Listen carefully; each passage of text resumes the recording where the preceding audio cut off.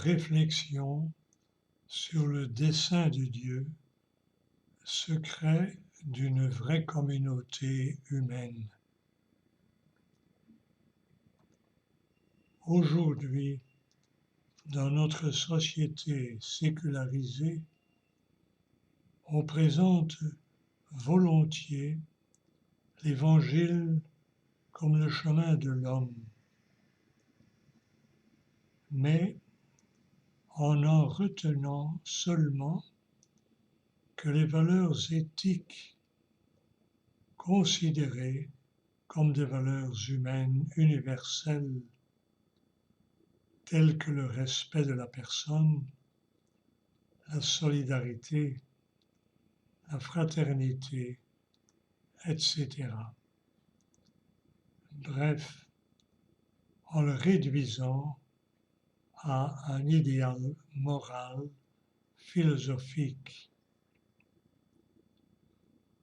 Que penser de cette sécularisation de la bonne nouvelle? Ces valeurs évangéliques, dans la mesure où elles seraient respectées, conduiraient sans nul doute à la paix, à plus de solidarité et de fraternité. Dans une société qui les respecterait, les hommes pourraient vivre unis dans la diversité de leurs croyances et de leur culture. On ne peut donc que se réjouir de voir ces valeurs inspirer le devenir social.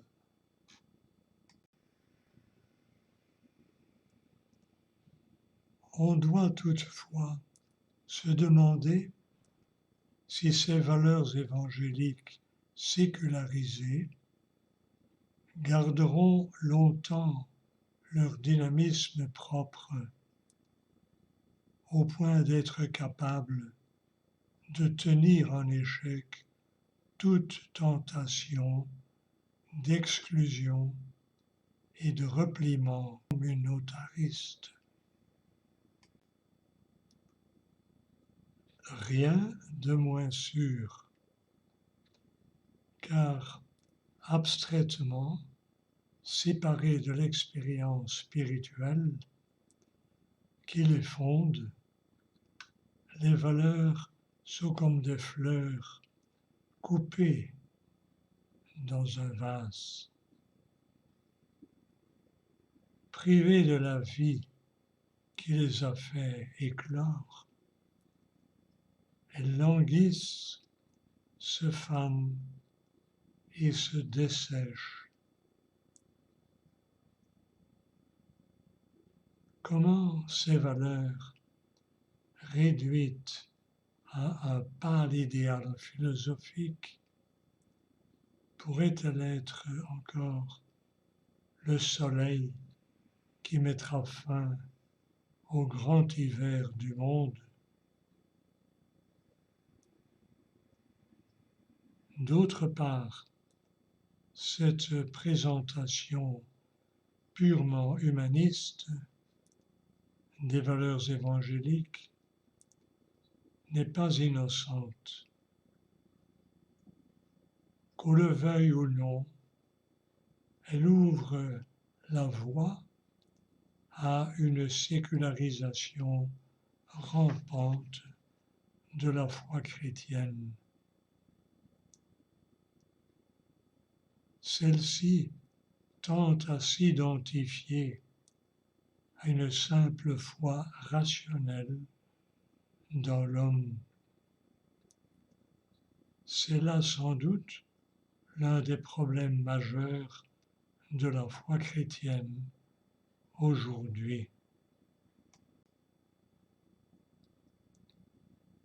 Une telle sécularisation, en évacuant le mystère du Christ, ne peut qu'aboutir à un christianisme non religieux.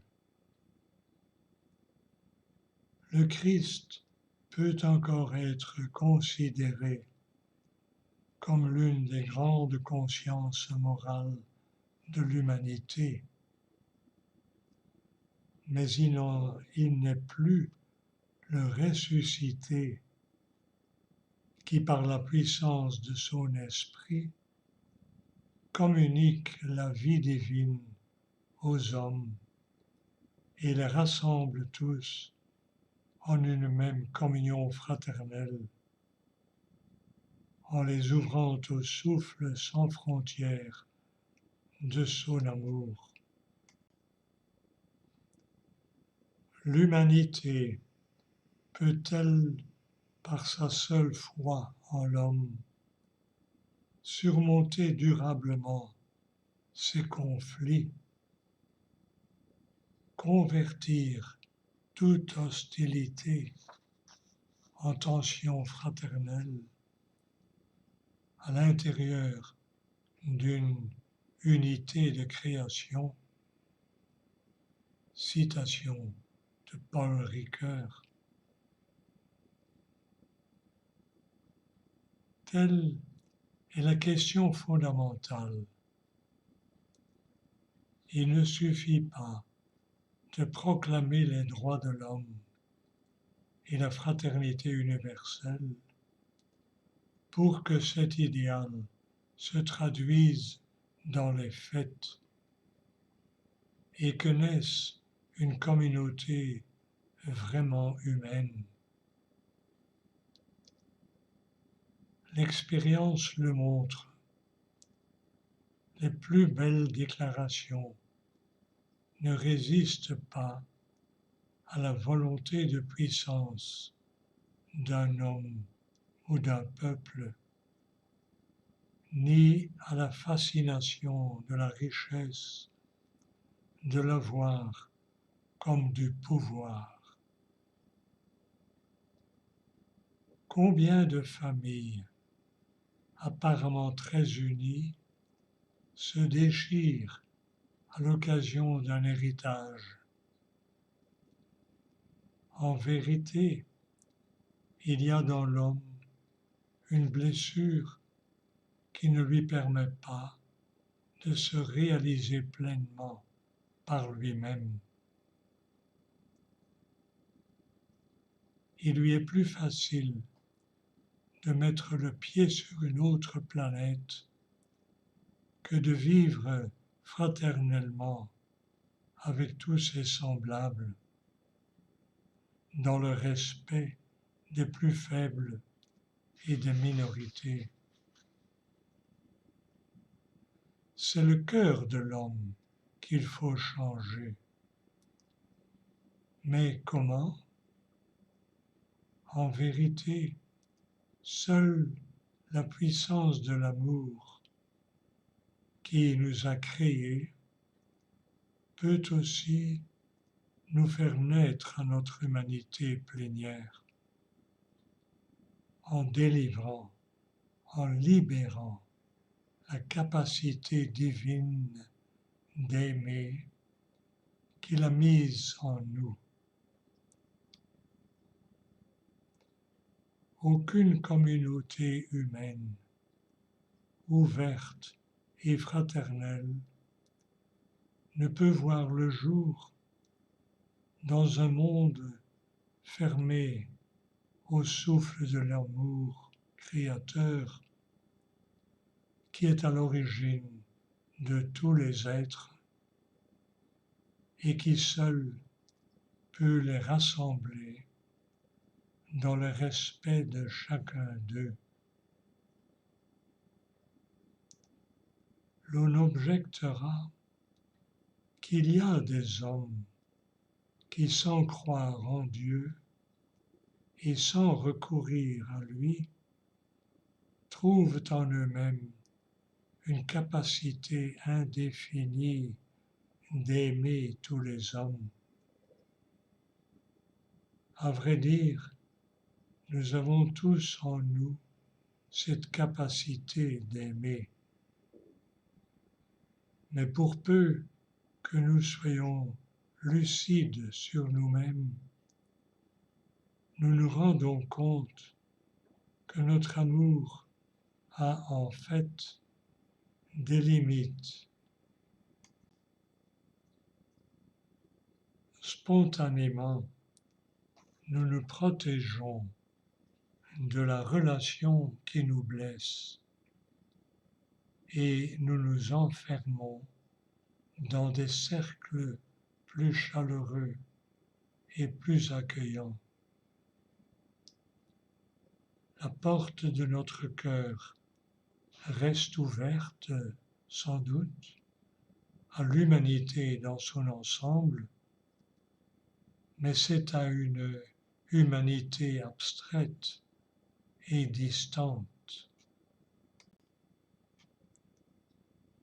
Ainsi, à titre d'exemple, le oui à tous les hommes, à la vie, au monde, du héros nietzschéen Zarathustra n'est à vrai dire qu'une ivresse poétique. C'est un oui aérien qui plane au-dessus des êtres. Ce oui est en effet celui d'un homme qui a fui tout contact humain et s'est retiré dans la solitude des sommets et des glaciers. Et quand il veut descendre vers les hommes pour leur prodiguer sa sagesse, comme le soleil du soir descend sur la mer, en y déversant la profusion de ses rayons, Zarathustra n'en reste pas moins l'homme des hauteurs et de la grande solitude. Son esprit continue d'habiter les glaciers, fasciné par la pureté des cimes et du ciel sans nuages. Prisonnier de cette cloche d'azur et enivré de sa propre supériorité, il ne fraternise pas avec le commun des mortels, les habitants des basses vallées.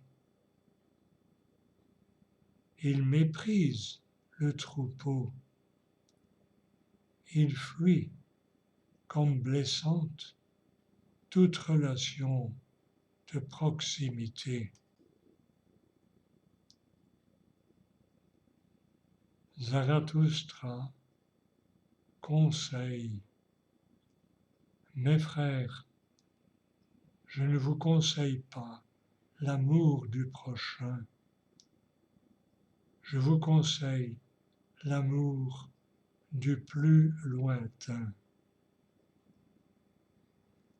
Le lointain, c'est-à-dire le futur, l'avenir de l'homme, le surhumain. Zarathustra veut vivre comme les grands vents au voisinage des aigles, des neiges et du soleil, comme un grand vent au-dessus des bas-fonds.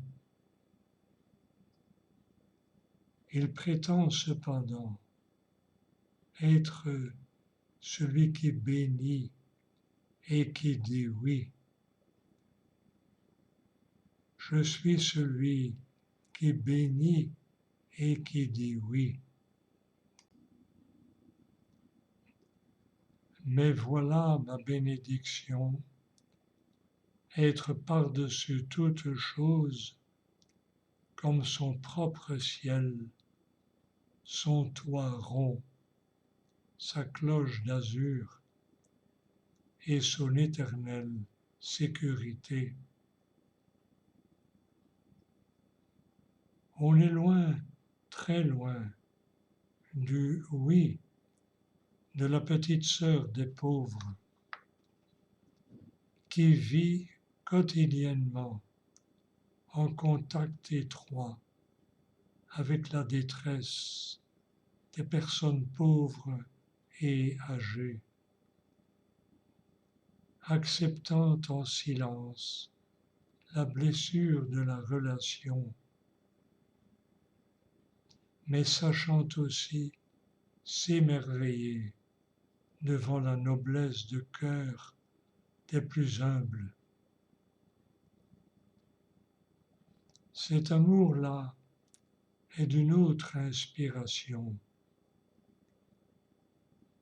Reçu comme un don, il fait grandir notre capacité d'aimer bien au-delà, infiniment au-delà de tout ce que nous pouvons désirer et même concevoir. Cet amour qui nous ouvre au dessein de Dieu peut seul créer une véritable communauté humaine, sans aucune exclusion et sans mépris des uns ou des autres. Il est le vrai chemin de l'accomplissement de l'homme, de sa grandeur humaine et divine. On voit par là à quelle profondeur d'intimité la vocation divine de l'homme et son accomplissement humain se rejoignent et ne font qu'un. C'est en communion à la vie même de Dieu, à son amour, que l'homme se libère de tous ses enfermements, de toutes ses limites, de toutes ses cloches d'azur ou de bronze, et parvient à sa vraie grandeur dans un oui créateur d'humanité. C'est ainsi que le Christ, le Fils bien-aimé, veut révéler en chacun de nous le Père immense. Fin du dessein de Dieu, secret d'une vraie communauté humaine. Seigneur, nous te demandons la grâce d'un amour fraternel concret et non pas lointain, puisant sa force en communiant à la vie même de Dieu. Amen.